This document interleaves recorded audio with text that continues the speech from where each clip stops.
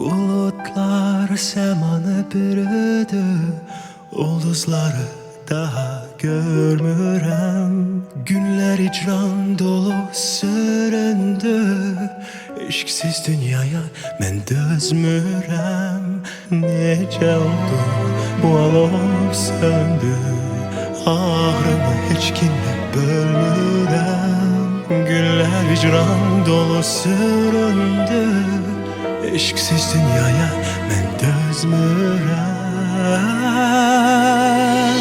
Baxışından sərxoş olmaq, gözlərine sonsuz baxmaq, səninlə göylərə uçmaq mən istəyirəm.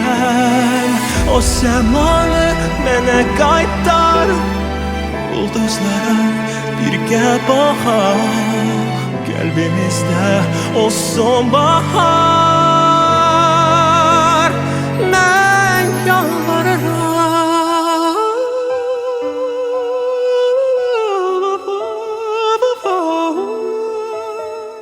eşkin yolu çox əzablı oldu, ama bu yoldan mən dönmürəm.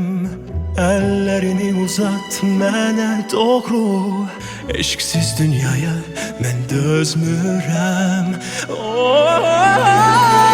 Baxışından sərxoş olmaq, gözlərine sonsuz baxmaq, səninlə göylərə uçmaq mən istəyirəm. O səmanı mənə qaytar, ulduzlara birgə baxaq, qəlbimizdə olsun bahar. Mən yalvarıram,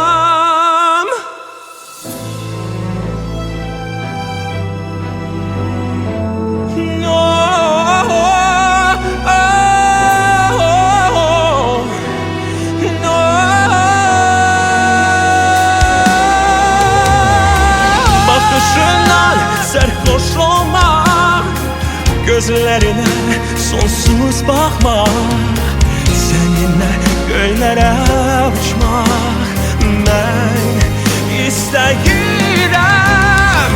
O səmanı mənə qaytar, ulduzlar birgə baxaq, qəlbimizdə olsun bahar.